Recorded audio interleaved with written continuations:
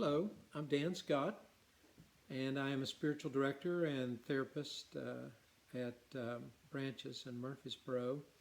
And I want to talk to you a little bit today about PTSD, post traumatic stress disorder. Most of you probably heard of that. In the last few decades, we've heard about it even on movies and talk shows and so forth, usually in reference to our veterans when people are in combat and they come home and try to resume their lives.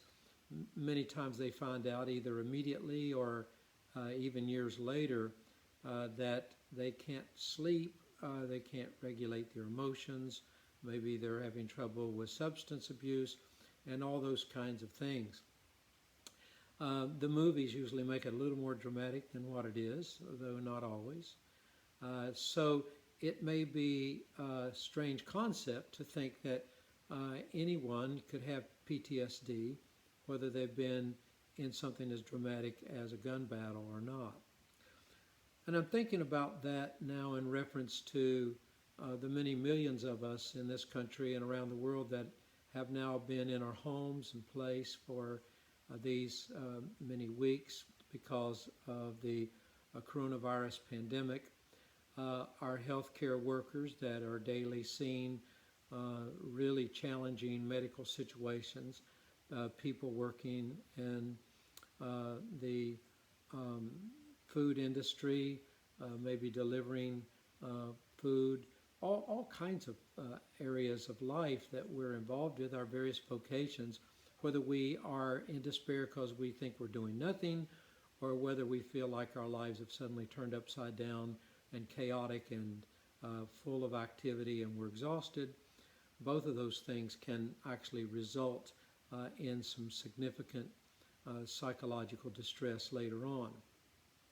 The root of PTSD is actually a common physical and neurological response to trauma that we call shock. Let's take, for example, a man is out in a field and he's working with heavy equipment and he slips and his hand falls under a blade and he cuts off his hand. He just looks at the situation and realizes that he's losing lots of blood. He sees his hand laying on the ground and he can have all kinds of reaction. But the one that would be most common is he simply picks up his hand, maybe puts it in something, takes his belt off and wraps it around his arm, pulls it as tight as he can to stop or at least lessen the flow of blood, and then walks calmly to a farmhouse a mile or so away, tells the person that comes to the door that he's had this accident, he needs medical help. An ambulance comes and he's just noticing that he's in the ambulance. He may even chat with the people that's trying to help him.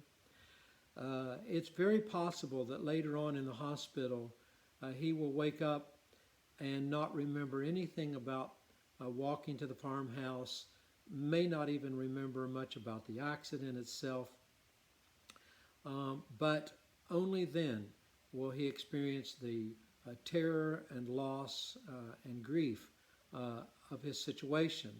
And this is pretty common, and it happens to an awfully lot of people. I am thinking that after we are through with the quarantine, many of us are going to reemerge into our normal life or some semblance of our normal life. And we're going to experience very soon or later on that we can't sleep very well, that we're eating too much food or not eating enough food, that we're abusing alcohol, that we're suddenly tempted, maybe for the first time in our lives, to cheat on our spouse. All kinds of things can develop because of post-traumatic stress. And so I wanted to give a message out that first, this is not unusual. You're not losing your mind. You're not going to be hospitalized for a long time with this. That's very unlikely. You may not even need medication, though you may for a while. But you do need someone that's trained to help you walk through it, because you may not connect why you suddenly feel differently than you did before with the fact that you've been quarantined and you've been frightened, and you had to continue to care for your children. You couldn't let them know you were frightened. You may not have even allowed yourself to know you were frightened. And now all of that comes home, and you begin to experience it perhaps in very dramatic ways, perhaps in less dramatic ways, but that are still difficult for you to manage.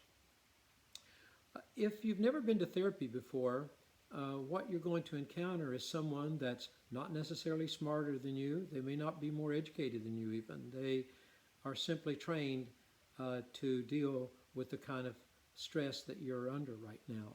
And they can help you walk through this time so that you can manage your emotions and get some semblance of your life back. In the process, you are very likely to discover deeper understanding of yourself and come out of that journey perhaps equipped even better than you were before the trauma to deal with just the stuff of life. Because life is filled with traumas big and small. None of us escape them. Life is difficult.